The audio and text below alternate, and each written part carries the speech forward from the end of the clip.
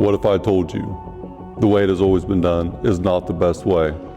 Facing your fears will change your life. The passion behind this journey is merging two separate worlds into one with the goal of creating value and awareness for a better life. I'd rather be sidelined trying to achieve greatness than watch greatness achieved and it only set on the sideline. Now introducing your host, Jacob Emery. This episode of the Iron and Infrastructure Podcast is brought to you by Unlocking Greatness with Jacob Emery, a coaching community built for those ready to become the strongest version of themselves. Weekly calls, proven playbooks, and a community built to grow. Greatness is not given, it's unlocked. Join us today at jacobemery.com or DM Coach at jacobemery44 on all social media platforms. Welcome to another edition of the Iron and Infrastructure Podcast. Ladies and gentlemen, today we have a special guest. She is a unique individual in her own way. If you didn't notice by the amazing looking pink hat, Stefanie, do a little turnaround, show the people the back of it. So Stefanie Couch obviously does not disappoint. She shows up ready to go, and she is as authentic of a human as they come. Stefanie, I've had such an amazing time talking to you the last couple of months. It has been great to meet you. I am thrilled to have you on the show today. Stefanie, tell the people about yourself, because you have so many great accomplishments in life already, from being an opera singer to a speaker, the grit blueprint, corporate life. Stefanie, tell the people who you are. Thank you so much for having me on the show. I'm excited to be here. I started in the lumberyard with, honestly, being born. My dad and my granddad and my family had a lumberyard in Atlanta for a long time, since the 60s, and it was a retail lumberyard, so sometimes you say lumberyard and people think like cutting down trees, but we bought trees already cut down and sold them to contractors, and that's what my family did. And my other side of the family was painters and graders, and so real construction background, and a lot of entrepreneurs in my family.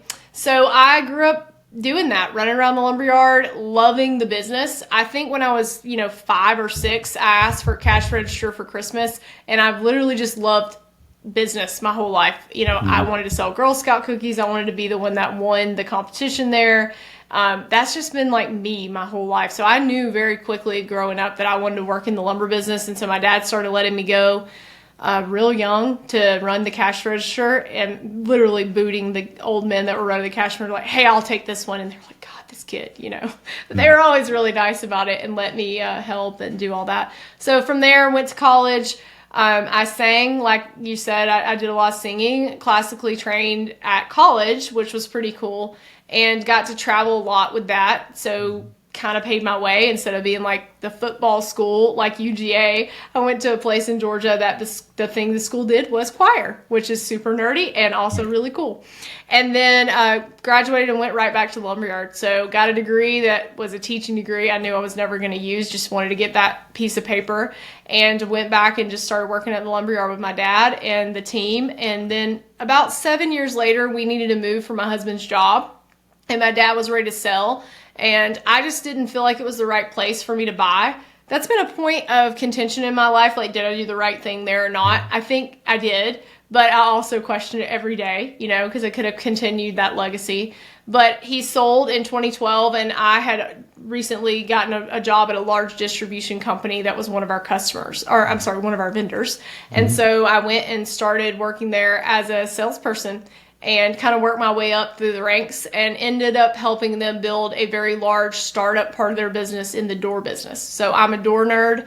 I love to sell millwork, windows, doors, all that stuff. It's one of my favorite product categories. And so that's kind of how I got started. So you are a builder in general. Yeah. So you love building, whether it be infrastructure, yourself, other people. You solve problems. You are keynote speaker, opera singer, construction worker. I cannot think of a more unique mix into an individual for being in the construction industry, Stefanie. You wear a pink hat. You're vocal, obviously, because you sang in the opera. You have a very confident presence about yourself. It's so unique whenever I get the opportunity to meet successful women in this industry, because it's primarily a male dominant industry. Yeah. And so seeing someone like yourself that's came in from 5 years old and this cash register, that's how I kind of got my start. I have a video of myself at 5 years old running a full-size track hoe, and my little feet can't hit the floorboard. I'm barely able to reach the levers. Like, it's absolutely hilarious, but we share a similar passion Yeah. and to kind of that starting point. But then you morph into this person who you're authentic, you're you, full transparency, authenticity. And then you really want to help other people, and you want to help them in every way possible. And it's unique how we come to solve all these problems throughout our own journey to get a desired outcome for us. But then solving the problem actually becomes serving other people to help solve their problems. Yeah. Well, and I think, Rory Vaden's somebody that I like to listen to. He talks a lot about personal branding and things, but he says that you're mostly uniquely prepared to help the person that you once were. And I think a lot about what I'm doing. So fast forward 10 years at corporate, I've helped them build this very large business from like about 10 million to 200 million with a team of people. Incredible experience for me to go start some greenfield locations, like building doors in a door shop that wasn't there a year before. And then we built it twice in Texas in the middle of COVID. But I just got to a point where it was like, okay, I need something else. Like, I need to do something else. And I always had this entrepreneurial spirit. So I had a little 5-month stint where I left that first job, went to another job, got fired. That was a blip on the radar. I really didn't like the job. Yeah. And so my husband and I decided we're going to start our own businesses. We started some LLCs.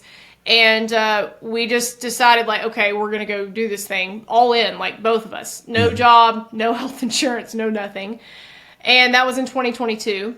And we started talking to people that were basically the person I used to be. So my dad's lumberyard is really where it started. And it took me a little while to kind of like put this together. You know how like you just do things, right? And you don't like come out and look at what you're doing or why you're doing or like what your motivation is. Oh, yeah. At the time, my motivation was to pay my mortgage because I was going to be living in my mother-in-law's basement in about a month or two if we didn't figure it out. So, which I actually really love my mother-in-law. That wouldn't have been the worst case scenario at all. But I didn't want to lose everything that I built. But we had been, thinking about doing stuff. It's just like the golden handcuffs of this big salary and like the big, safe thing. It's hard, man. Like, it's hard to leave that once you have that at a certain level. It's always hard to start your own thing, but when you're coming out of something that's pretty big money wise and security wise, it's hard to leave it. But the universe made that decision for me. And so once I had that happening, it's like, okay, what's next? And we started thinking about what problem do we know is in the industry? Like, we know the industry has this issue that we need to solve. And we know that we have something that we want to give the industry, we just don't know how. So I knew training was a problem. I knew that marketing was a problem. Legacy businesses like my dad's, like a lot of our customers that I had when I was at the lumberyard, they ended up needing marketing and help being visible, but they knew nothing about that and didn't want to know it. Like, marketing's kind of a cuss word in our industry. Like, it's not the kind of cuss word the first thing you get rid of, right? It is. Yeah. And it's like not even, it's like, well, man, we bought some shirts and we sponsored a golf tournament this year. It's like, that's okay. That's not really what we're talking about, but cool. So at the end of the day, it's like, this is how we're going to take it to the next level. We're going to help people solve these problems. Well, then we've been through a million iterations that, figuring out, well, yeah, we can help solve the problem, but people don't want to do it that way. And this way didn't work. And so we've spent the last 2.5, 3 years trying to figure out what is the real solution that people find valuable, that our market wants, and then we've just iterated from there and built a team. So we've got about a team of like 10 to 12 people, some contractors, some, they're working for us, and our company's called the Grit Blueprint. And we're really helping businesses be visible and grow in the construction industry and related, areas. We work with some individuals that are in related trades or consultants or people like that, but mostly companies that are like who I used to be. So I figured that out like a few months ago. I'm like, oh my God, like I'm helping me, 12-year-old Stefanie that her dad has this business, or like, I just feel that drive. And I think when I have a really hard day, I think about that. Like I'll try not to get emotional when talking about it, but I think about like what would have happened if somebody would have known what I know that could have helped this business and had the technology that we have that we can bring in. Like, my dad's business would still be open because I would have bought it and I would have had leadership training, mentoring, all those things. I would have known what to do, or at least had somebody to just help me. You know, like, I really believe that it happened for a reason because I'm supposed to do this for other people. And I'm glad that it happened the way it did. But I want to help as many businesses as I can to continue that legacy and grow the legacy. Like, not just have it be there, but be there and thriving. So that's why we're doing what we're doing. I mean, you know, I love it. I think that's what I was put on the earth to do, really. And so you just figured out something that 99.9% of the people in the world never even think is possible. Yeah, exactly. You found your calling, your purpose. And the Joker and Batman both have the same exact backstory. Yeah. You think about a coward and a hero, they normally have the same exact circumstances, the reaction and what they do because of that creates the outcome for them and becoming a hero or a coward. And I think about the same thing, you know, I want to create a legacy of excellence, not because of myself, but because of the team at R&R Pipeline. And just, it's not about me. It's about individual success, absolutely, but it's for team significance. Yeah. And it's about building a dream team. It's like a dynasty. You think of any great dynasty in the world, it's not going to last forever. Everyone has an end date in a business and anything in life. We all have the same destination at the end of it. And so knowing that it doesn't last forever takes away any discrepancy on thinking that you're obligated to it. Yep. But when you come together with unity for a common goal to achieve some level of greatness and everybody's aligned and everybody's fighting for the same thing, it doesn't mean you're going to be on the team forever. It doesn't mean that you're always going to win. It doesn't mean it's actually going to work. But when you do that, your chances of actually winning and getting what you want out of it become so much higher. Yeah. And it's not about, no one individual is bigger than a team. Nope. And so knowing that is powerful. It's so fun to build a team. Like, it is. It's hard. It's also really hard. So hard. I know for me, it's about building up and developing people that deserve it, not the people that need it. Yeah. So knowing that there's a lot of people that need training, myself included. You know, I'm obsessed with learning. It's probably almost a detriment to some extent because of the amount of time and obsession I have. But you have to develop the people that earned that development, not the people that actually need it. Because there's a really big difference. You know, everybody needs it, but not everybody deserves it. Yeah, and the hunger has to be there. I think that's the thing. Like, when, you know, Ben and I, Ben's my husband, co-founder in the business with me, and he's very opposite of me, which has been really fun to work with someone who has all of my weaknesses and can fill in the gaps there. And we've been doing this together since, like I said, 2022. And he's really great at building teams because he was in law enforcement for a long time. There's a certain amount of, you know, they talk about the brotherhood, sisterhood of law enforcement and really at a high level doing hard things together. And so that's his superpower. Talk about Batman and Robin, like that is his thing, right? And so that's been something I've had to learn because I thought I knew what that meant when I was at corporate and I did have a team and I didn't know what it meant. It was still a lot about me. It was still like, I can brute force this to work and then they'll just figure it out and follow in line, or either like I'll just drag them across the finish line. And that does work. I mean, it does. You can lead with fear. You can lead with foot push. You can do all that. It will work to a certain extent. And then you will cap out very quickly and they'll burn out and they'll leave and everybody will hate you. Yeah. Well, and you know, when everyone else burns out, you're sitting there carrying the weight by yourself. That's right. And the whole intent is to have the weight taken off of you so you can evolve with everybody else. Yeah. It feels great until you figure out that your life is hell because you've done everything yourself and there's nowhere else for you to go. You can't move up from that. Like, that's it. I think that's the thing when I had this big shift is like, okay, I am an excellent individual contributor. I can do the things. I can make the things happen.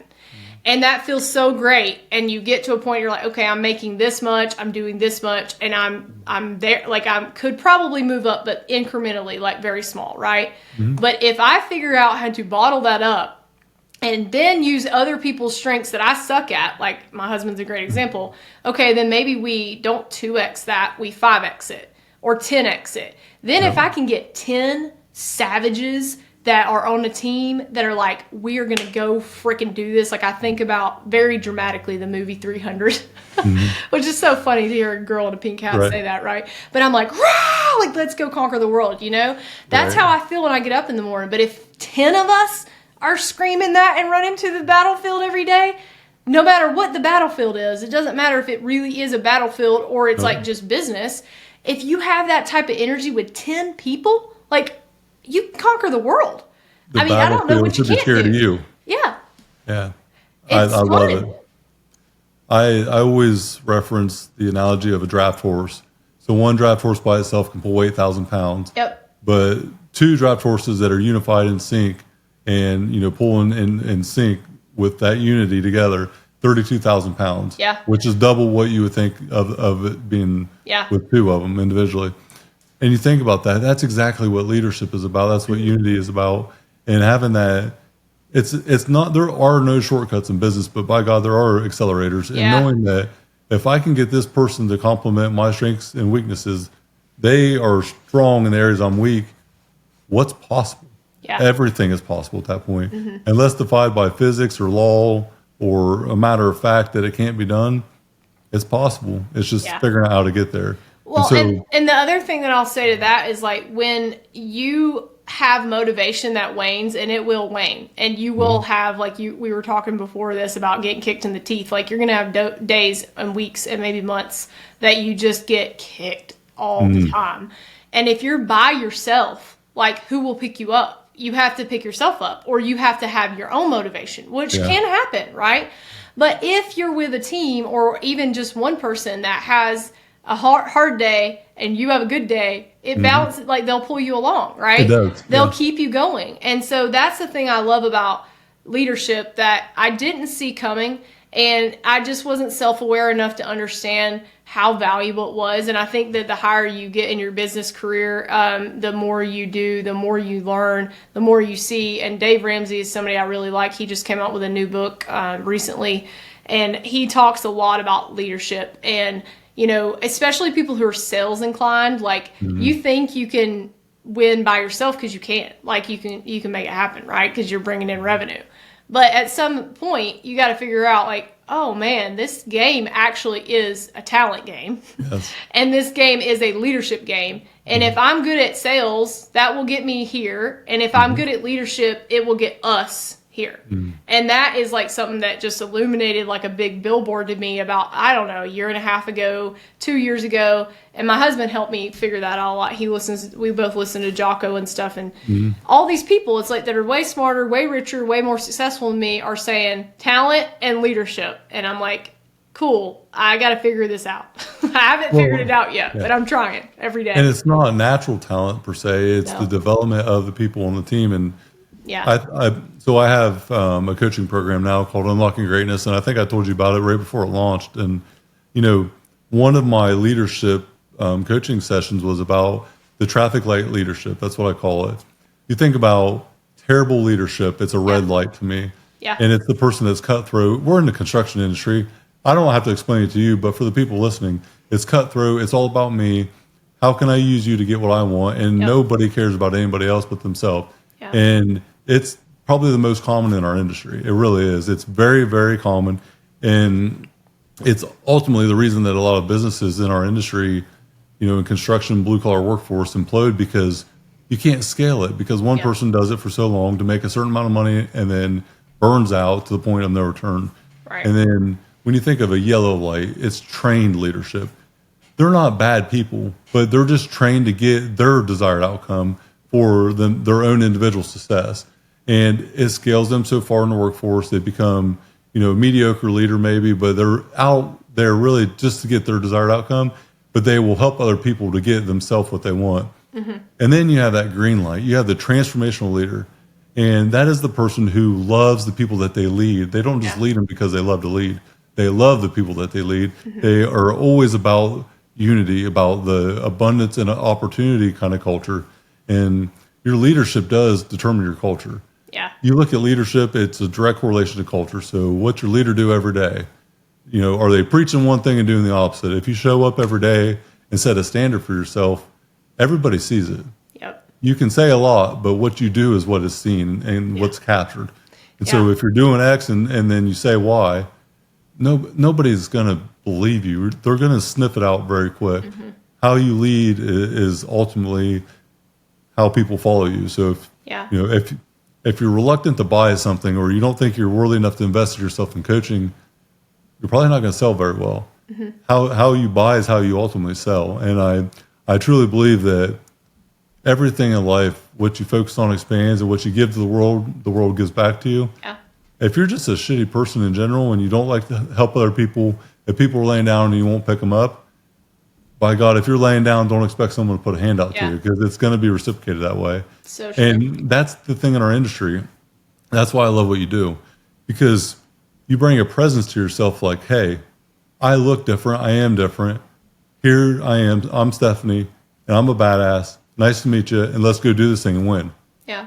That in itself is an extreme confident power that you have, because it's not known in our industry in general. Like, just blue collar workforce, very traditional. I drink coffee till I drink alcohol. I got to chew or smoke in. Yeah.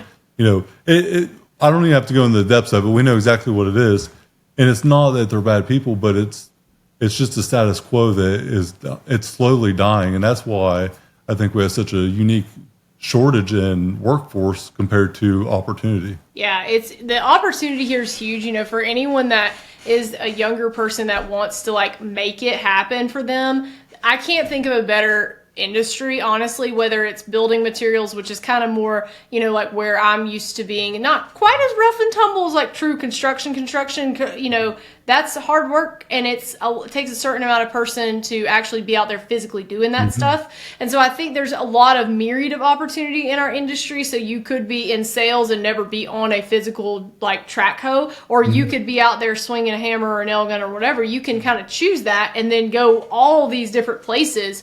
I mean, there is so much opportunity. So Yes. I want to kind of hit on something you said that I think is just really like hitting me and resonating with me right now, because I talk to my team about this a lot, is the word standards. And, you think about like, what is your standard for yourself is how like everything in your business starts to then either rise or fall to that, right? And like Atomic Habits is the not what you do, your goals, but it's the systems. Well, systems and standards, because you've got this thing you set. And my team asked me, we were talking this week about a design project we were doing, and I don't know, somebody sent something back, and we had 3 options, and they were all contractors, and they came back with some logos, and they weren't bad. They were just kind of like lackluster, honestly. And I told my creative director, I was like, I don't know, like it just doesn't, it's not good enough yet. And it wasn't because someone else designed it and I didn't design it, because I didn't really have an answer either for what it should be, but I just knew it wasn't there yet. And she agreed. I was like, this, and she said, our standards too high. And I said, hell no, they're not too high. Never. And I said, and here's why, because I can tell you when I see the thing that, and she's got a great eye and she's amazing. I said, when we see the thing that is the right thing, we'll know that that's the standard. Yes. And we know that on other projects, we felt that way. Like a lot of times when she sends me stuff, I'm like, I have no notes, and this just wasn't there yet. And so if you are willing to compromise on your standards on something small, like a logo that probably the client would have still loved, they thought it would be awesome, but it wasn't good enough. And there is a limit to that of like perfectionism is not possible, but there is a standard. And so we have high standards as people, you and I both. What we do, what we're willing to compromise on, all those things.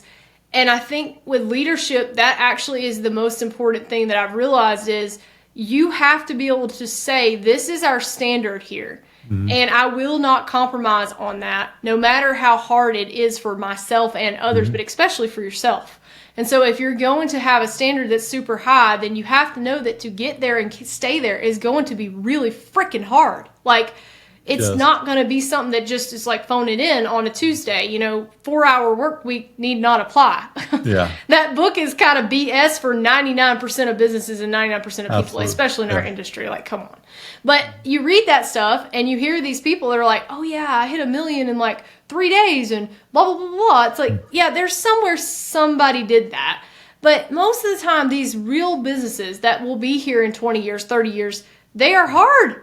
That's why no one wants them, because it's hard to go out and work on a grader every day. It's hard to build a house in Georgia and do roofing in summer in the 150 degree heat. It's hard to do what I'm doing, and I'm not even outside. I'm in the AC, but it's still hard to do it. And so that's like, your standard is what will keep you there, and it's what will help you be the best. But very few people are willing to be uncompromising on that. And it still tests me most days. But you've got to remember why you're doing it. And so if you have that purpose, I think a lot about my dad and my granddad, who had very high standards. And it's like, I have those standards, and I'm not going to be the one to let myself down and look back and be like, well, shit, I took the easy way out, and now I'm not where I want to be because I knew I was taking a shortcut.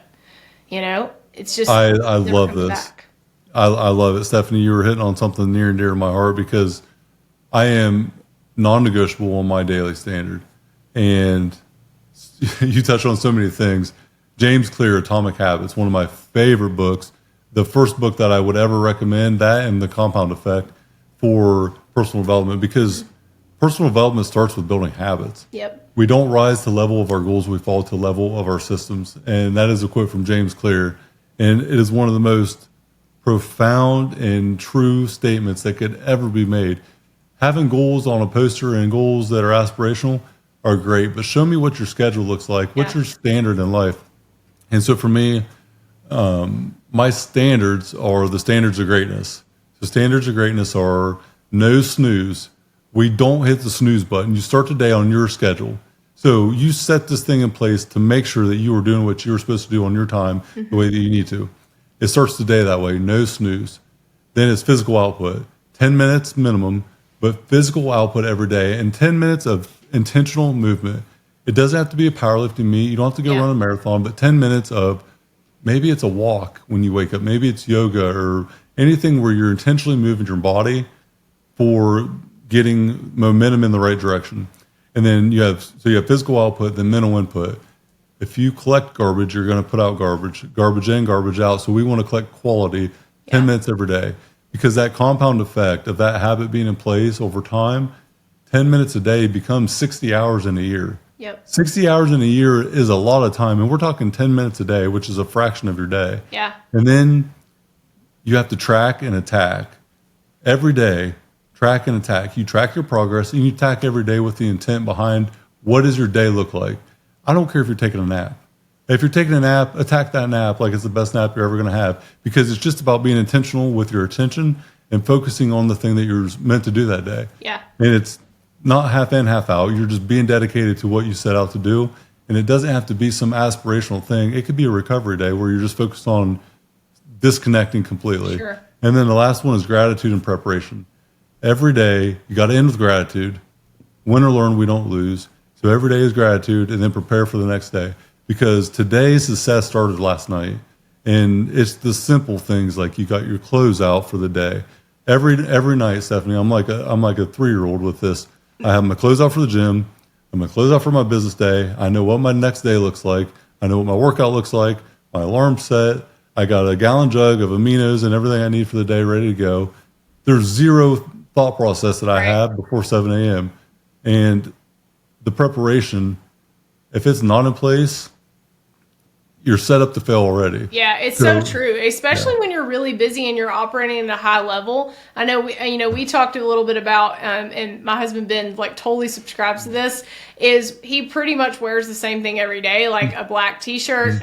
He wears a Richardson 112 hat, and some days it's front and some days it's backwards, so he mixes it up some days. Yeah. But, he wears chubby shorts, so he worked in law enforcement for a long time. He wore a uniform and a duty belt in the Georgia heat with a bulletproof vest on and sweated his, guts off every day. And it's like, so he wants to wear his chubbies in a black shirt every day. I don't give a shit what he wears. He does whatever he needs to do. He's working in his office, working on the business, and I get to wear what I want. So he subscribes to that. And so he doesn't really have to ask. His gym clothes are his work clothes. He changes. So we have to wash 2 sets of them because he's sweaty. Right. But they're the same outfit, and I don't give a crap, And so that's the thing, is like, how do you make those decisions that don't really matter in the scheme of things, they make those easy and regimented so that then the big things that actually matter, you can have time to decide on. That's really important, I think. The higher you get, I know a lot of people have kids. I don't have kids. But, like, you got kids. You got a wife or a husband or, extracurriculars, family stuff, whatever's happening. You want to be able to spend time doing that stuff, not worrying about little things that don't matter. We have started ordering. Like, a lot of times we'll eat lunch and dinner, prep meals, like mega fit meals, because I don't want to have to cook and do dishes. No. Like, I would love to have time eventually in my life that if I wanted to do that, I could. I used to like to bake, but I don't have time in this season of my life to do that. And so it's about prioritizing, and I think it is like, what standards do you want to keep? And then what standards are you willing to, like, hey, you know what, maybe I don't have to do this every day because it doesn't really drive anything. I'm going to let that go. And some of the things are easy to let go, Yeah. Well, I mean, what's the ROI on it? So what's the return on investment in your life? Yeah. What do you want out of life? Just having clarity of what your life is going to look like in 5 years or 10 years. Right. Or what the hell you even desire to have tomorrow. Yeah. I often ask people, perfect day scenario. Tomorrow you wake up with all the financial means, the free schedule. You never have to do anything again. What do you do? Yeah. A lot of people couldn't even think about answering that question. I write that in my journal every single day. I love it. Perfect day scenario is something that I'm just very passionate about because, Stephanie, what's unique? I would change some things on my day to day, but a lot of what I do, I would still keep doing. And that's how I know I'm starting to get that freedom that I desire to have. I would still wake up at 3 a.m. and train with the group of guys that I do. Yeah. I can't not do it because I know how it makes me feel because it's my standard. Yep. And so thinking about the standards and what you do, it becomes a lifestyle. Like the clothes thing, I don't even think about what I wear. Yeah. And so it's a thoughtless process where I don't want to have to make decisions on things that are not going to create value or fulfillment in my life. Sure. And it's to each their own. It doesn't mean that that's the right way or the wrong way for everybody, but what your problems look like on a day-to-day or what decisions are draining you ultimately become your constraint in life. So for sure. If you were in traffic and someone cut you off and you're just irate and got road rage and this just it ruins your day, your problems aren't big enough. Yeah. If you get a medium steak and it comes fully cooked, it's like, oh, this steak's and it ruins your day. Yeah. You need to have bigger problems. It's funny that you say that because I think the bigger our business gets, the more, like, I never had like that kind of thing, but it was like the little things would stress me out, of like, well, what are we going to do here? And what are we going to do here? And I would have everything planned. And now it's like, okay, I'm literally sitting in front of this place that I'm supposed to do this thing. Let me check my calendar and see if I'm even in the right place I'm supposed to be. Yeah. Because I don't even really know. People are like, where are you going to be next week? I'm like, you know what? Sure. I know that I'm going to be in Salt Lake City next week, and the week after that I'm going to Minneapolis. And any other details, I will have to check my calendar because I don't remember. And it doesn't really matter. I'll just get into the airport and then look to see where I'm going to call the Uber to go. I'm so bad about that now. My EA has absolutely saved my life and changed my life because I always reference her being the COO of my life. Yeah. What do I got next week? I'm not really sure. Yeah. But it'll probably be whatever she tells me tomorrow or the end of the week. I'll let you know when I get there. Exactly. But that's the thing. Like, I don't want to manage my calendar. I don't want to manage my schedule. I'm going to say, yes, that's important. And yes, put it in there. But that was a month or two ago. Yeah. And I know things change and you got to cancel and reschedule and whatnot. But ultimately, I don't want to clear my inbox out. That's something I suck at. Yeah. And I probably lost millions of dollars in opportunity just because I didn't have timely responses. Yep. That's the last thing I want to do. I hate it and I suck at it. So why would I actually want to do it? Yeah. And it's just about figuring out what you're uniquely gifted at. Yep. I'm in strategic coach and we call it unique ability. What's that one thing, that 5% or 20% of the time that you get to spend doing this thing and you thrive and it generates revenue, it drives the business forward and it doesn't bog you down. You love it and you are just great at it. And it's something that you just desire to do all the time, but you don't do enough of it. And that's, I think, what you would probably say you're doing too.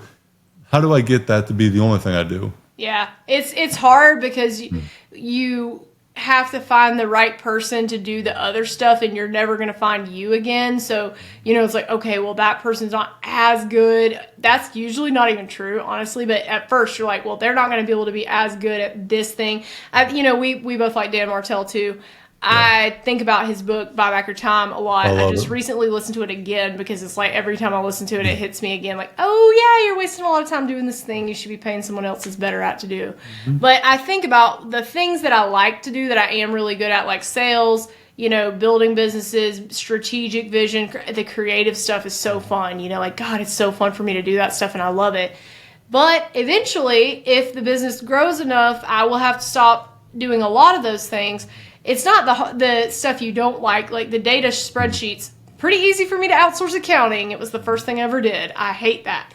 But the things you love, they're harder to delegate because you want to hold on to them and you feel like you're the best. But if you want to grow the business enough, you're eventually going to have to be, the person that says, okay, well, there is someone else that can do this probably better than me and I need to hire them. And the best part of, so I'm in Dan Martell's coaching program, and it's a weekly group coaching call. It has changed everything about my life, Stephanie. I cannot speak highly enough about it. And, he talks about poor people spend their time to save money. Rich people spend their money to save time. Yeah. He references buying a jet. And so he has his own jet, and this is what he does with it. And he said, if it saves me $25,000 a day, I will go hop on my jet and use it. And he's just not flying around dicking off all day, like going on these luxury vacations. He's doing 6 or 7 podcasts. He's going to this event. He is a keynote speaker here. So he's very strategic about it, but his ability to scale operations and just the way he views the world, I have never seen anything like it. I mean, that man can absolutely demoralize you and pick you up in the same breath and put you on this pedestal and give you the empowerment to know that you're worthy of it. It's simple scales, complex fails. The simple things, we are creatures of distraction, and so keep the main thing, and nothing else matters. This priority has to be fixed, and everything else will fall second to that. Don't ask me about my time because it's a no. This is the only thing that matters, because if this doesn't work, I die. And if you have that frame of mind sometimes, when it's hard, it doesn't become hard. It becomes clear, and you get clarity about it, and then you just know what you got to go do. And then you learn so much in that journey to get to that certain point. But nobody wants to climb the mountain. They just want the view at the top. Yeah. And everybody wants a trophy, Stephanie, but nobody wants to be on that training ground day in and day out. Everybody just wants to hold it up, and nobody wants to put the work in. And that's why so few people have a standard, and that's why so few people actually hold that trophy up in the end anyways. But that also makes it easier for those who are willing to endure the pain to see, like, hey, I will go farther and harder and longer than anyone else. That's all you have to do. Because the rest of the skills, no one's going to be there competing against you probably at the end, because you're the only one that's maybe committed enough, stupid enough, I don't know, all of the above to keep going. And so I think that's the thing I figured out is, like, I'm not smarter than a lot of people. I'm not richer. I'm not whatever. I just work hard. And someone told me, like, you're the hardest worker. They told me that the other day, like, you're the hardest worker I know. And I was like, oh my God, it's such a compliment. Like, and it's not working hard. Like, it's not just that I want to do the hard thing. That's the whatever it is. Yes. It's hopefully working on the hardest working thing on the best thing that's my elite, like, gift in the world, right? So it's figuring out it's not just about working hard. It's working hard on the zone of genius that's Stefanie Couch, or that's Jacob, or whoever else it is. That's, if you can do both, that's where it really starts to get dangerous. And I didn't know that for a long time. I finally figured out about 4 years ago, I'm a Clifton strengths coach, and I did that because I figured out my strengths. And then I was like, oh, this is why I'm not like all these other people. Yeah. It's not just the pink hat. I think this was pre-pink hat. I was still pretty weird. I mean, I always wore a lot of colors and floral prints. It didn't quite fit in with the golf polos and khakis and, driving moccasins. But that part, I was like, okay, here's the deal. I lead with influencing. Oh, okay. That's why I don't care as much about the spreadsheets as I do like all these other things. And this is why I want to do public speaking and why I'm driven to do these things that other people are like, why are you such a show off? Why do you always want to be on stage? It's like, well, I don't know. I mean, I'm a songbird. God gave me that gift. Like, is there a reason that you want me to not use my voice that I was given to probably use my voice? Right. And then finally you're like, well, the person who has the duct tape that doesn't want me to use it, I will just get away from you and not give a shit what you think. And I will still use my voice. And so once you kind of figure out what your strength is, what you're here for, and that you're going to do it no matter what anybody else thinks, like, that's pretty freaking powerful. But man, powerful. It takes a while to get there. It does, because hearing the perception from other people, then realizing that you can go on a weight loss journey. You know, if you're 400 pounds, you lose 100 pounds, everybody's going to see that shit. They know that dude lost some weight, put the work in. Yep. But internal growth isn't visible. Yeah. Internal growth isn't often recognized. And the worst part about it, and the most demoralizing part as you grow internally and you realize it, the people that are closest to you don't see it. They see you still as the person you used to be. Yeah. They don't recognize the new you. Yep. So when you meet someone new, it's like, they just said some really profound shit to me that I don't think is true, because it's the environment of people that you've had around you for so long that don't even recognize your own growth. Yeah. And it becomes like this mild expectation that this is just who you are. But ultimately, it's just you thriving in an environment of people that are dragging you down. And then you just start realizing, like, you know what? I don't believe what that person's saying is true to me. I think I am better than that, or I am different, or I have put the work in to know with confidence I am this person. And just recognize your own value. It's hard because there's a fine line between arrogance and confidence. But I always break it down to this simple thing for me. It's confidence is speaking in terms of you know who you are with proof that you have accomplished that thing. Yeah. Arrogance is you saying that I am this person but have never accomplished it, that you desire to be that person. We desire things in life, but we don't deserve anything we don't have. You have to put in the time to earn the thing to deserve it. Yeah. If you don't have it, you don't deserve it. And that, to me, is just a simple fact of life, because saying that you are somebody that you're not, show me your homework. I always say that. Show me your homework. If you say this thing is factual, show me the proof that you have. Yeah. Show me the breakdown of this homework that you have to be so confident in that. Yep. If you don't have the homework, if you don't have the documentation to show me with a matter of fact that this is the reality, I want some verification there to trust all the way. Yeah, and I think that's why you get up in the morning, right? Is that undeniable proof, but not, I mean, it is obviously to the world, but I'm getting up in the morning and I'm working my ass off to get better every day and to grow this business and to be a better leader and to do all the things. And I want to revolutionize the building industry. I get up in the morning because I believe my purpose on the earth is to revolutionize the industry that I was born into the next generation. And I want undeniable proof that I have done that to myself, not to anyone else, to myself. It will never be enough for me. I've figured that out as well because of some of my strengths, like significance. It'll never be enough. I'll always want the next thing. And that's okay. I'm okay with knowing that. Yeah. But I want to be able to sit in, my rocking chair and think like, I made this better than it was before, with a team of people who are better than they were before because of something we did together, and I'm better than I was before. And hopefully I have a lot of mini cows and Highland and animals around me too, because that's on my wants list too. Like, you think about your perfect day, there's a lot of freaking furry animals around, a lot. And Ben, my husband's like, who the hell's going to take care of these? I was like, what are you going to do with all your spare time? You're going to take care of mini Highland cows. It's pretty simple. And golden retrievers. I mean, what else could you want in life? Well, for me, I don't want any of that, so that's all you. I'll send them all your way. You can have all of them. I keep waiting for someone to send me a real mini Highland cow, because they send me stickers, they send me like all the things. Like, they're only $12,000. What are they waiting on? I don't understand. And Ben's like, if they did that, where would you put it? We live in a townhouse right now. I'm like, on the back deck. There's a really simple answer to this. So I'll have to send you a picture of it. I have a skull of a Highland cow that a friend of mine actually raised a couple hours south of where I live in Southern Ohio. And I actually have a coat off one too. So a hide off of one that was preserved, and it's pretty sweet. I'll send it to you. Well, they're pretty cute, and I only want like 5 or 6 of them, and some mini donkeys. Like, I watched the Martha Stewart documentary, and she has donkeys and like all these things, and like minus the going to jail part and maybe not being as nice sometimes. Yeah. That's kind of it, right? Like, parts of Martha Stewart's life, parts of like, you know, some other people's lives, a little Warren Buffett mixed in. I'd be cool with that. It's just about doing you, though, right? Back to the authenticity. Right. It's about defining your own success, getting that thing, and then if nobody else likes it, so what? Yeah.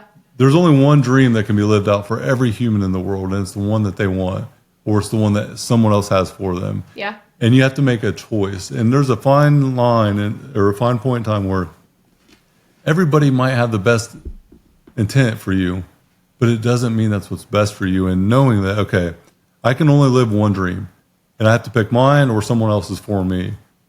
Why the hell would you live anybody else's dream for yourself? You have to live your own dream. Be courageous enough to know that I am worthy to accomplish this thing or to live life on my terms. I have the best intent for other people too, but it doesn't mean my thought for them is what's actually best for them. Yeah. So live life on your terms. Chase your own dream. We all have fingers, right? We all have fingerprints. That's what your dream is like. It's unique and it's only yours. Nobody else can actually see what your dream is. So you got to go get it and you got to make it a reality. Yeah. And I think the most epic failure in life would be for myself to be on my deathbed one day and just think, you know what? I should have taken that chance, or I should have done this, or I should have done that. I live life on someone else's terms, not my own. That is catastrophic failure at the finest to me, because I'm going to live life on my terms. I'm going to pull up great people that want to go along this journey with me, and I'm going to help everyone I can and serve them along the way.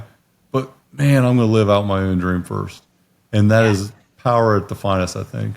Yeah, we got to be all in on what we want in life and what we are put here to do. You know, I think once you figure that out, you're like, okay, I mean, what's the point of doing it half-ass? You got to go all in. I want to transition to closing out with this. Pursuit 151. It's my motto in life whenever committing to something. Whenever it's a new endeavor. When I started this podcast, Stefanie, I don't know if you realize this or not, I'm not a very good speaker. And when I started this, it was one of the biggest weaknesses of my entire life and fears. And Pursuit 151, it's very simple. 100% commitment, 51% confidence. I was 100% committed to this thing for a bigger vision for my life and for the team that I want to build. But confidence was not the strongest. It was at least 51%.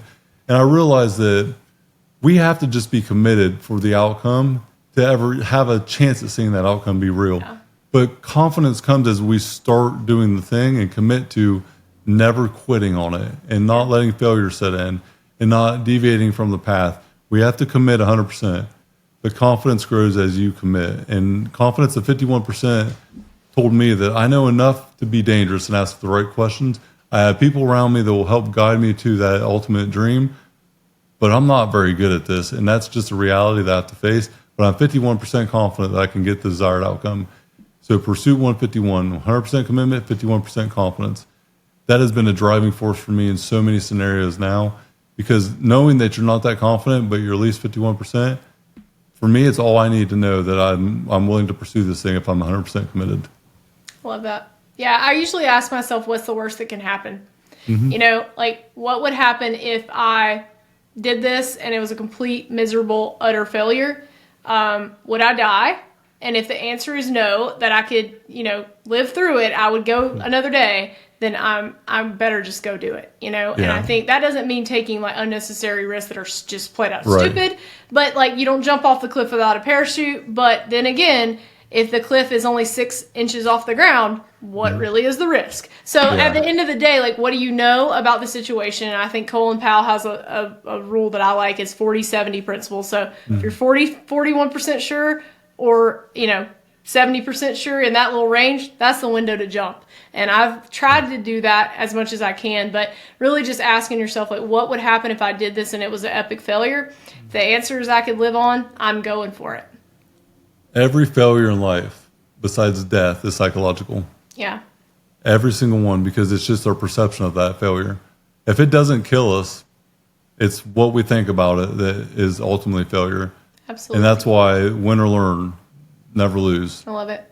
Awesome. Never losing, because you're losing is accepting failure. It's accepting loss. It's accepting this thing that is perceived. But when in reality it's a learning lesson, you perceive it that way, that's what it becomes. And so for sure. One other thing I want to mention as we close out, there's a sequence in life that we don't build this empire on a sand foundation. Sequencing equals success. We have to take the steps and put the work in at the lower level to build the foundation to become the person that ultimately has an empire built. And if you're just building a constant sand foundation and expecting to build this big building on it, it's going to crumble before it even gets all the way up. Mm-hmm. So there is an order in life where you just have to become the best version of you, figure out who you want to become later in life. You can't start, though, with the sand foundation and never evolve from that. So just knowing that sequencing equals success, you have to put the time and effort and energy in. There are no shortcuts, but finding the accelerators in life, I think, is ultimately what drives the difference between success and burnout. Sure. So, I love that. Yeah. I mean, like you said, no shortcuts, but accelerators is a great way to put it. As you can do things to steal people's 10,000 hours, as they say, like Alex Hormozy says. You can do stuff that will give you a gain that you couldn't have probably ever gotten in a short period of time unless you knew someone that had done that had been to the battle. You need a Sherpa. If you can find one, it'd be a lot easier to climb Everest with one than without one. Action doesn't equal accomplishment. Look at a hamster wheel and the hamster on it. Yeah. They're just going in the same thing. They're working really damn hard, Stephanie, but I promise you they're not getting a different outcome. Yeah, hard work alone is not enough. No. If you're not getting smarter with the hard work, then you're just doing that hamster wheel thing. And I think that's a leading indicator in our industry of misery and burnout. Yeah, for sure. Like you said, a lot of drinking goes on at night because people are miserable in their existence and they don't know how to get out or off the hamster wheel. So I think it's important to know where you're driving towards and how to find the people that can help you get to what you want to do. It always goes back to the who. So I think it's important. Yeah. If you don't know where you're going in life, any road will absolutely get you there. And that is the thing about it. Having just clarity of direction is so important. Yeah. Stephanie, you obviously have clarity of direction. I cannot thank you enough for your time. I'm going to give you the floor to close out the show. Tell the people where they can find you at and what your social media links are, what you're about, anything that you want to promote or whatever you got, just throw it out there. It's yours. So the easiest place to find me is probably my LinkedIn, Stefanie Couch, and it's Stephanie with an F instead of a PH. And I'll be wearing a pink hat, so I'm easy to spot. And then I do a lot of speaking at industry conferences and things like that. So like if you're out and about in the construction world and you see me, please give me a shout out. But LinkedIn, and I have a YouTube and a podcast, but I'm out there. So Grit Blueprint is my company. And if you are looking to grow or be more visible and figure out how to get to be seen and then known and chosen, and you're in the construction or building industry, I would love to chat with you if you think it might be a good fit. And your podcast is called the Grit Blueprint. That's right. Podcast, yeah. Yep. And Jacob was on it. His episode is coming out soon. So we're exchanging podcast spots here, and I love it. So thank you for having me on. It was a great conversation. As usual, I love talking to you. Stephanie, it's always a great time. So many great things that you have put out there, so many great things you've accomplished. And for what you've done in this type of industry is absolutely something to be proud of. So thank you. I appreciate that. Something that deserves the utmost recognition, and I'm absolutely humbled that you came on the show today. So appreciate your time once again. This has been absolutely awesome. Thank you. This has been another special edition with the pink hat and the proof on the back to say this is Stefanie Couch of the Iron and Infrastructure Podcast. Stephanie, thanks again. Until next time, we're out. This episode of the Iron and Infrastructure Podcast is brought to you by R&R Pipeline Inc., an infrastructure company. Join our team today at rrpipelineinc.com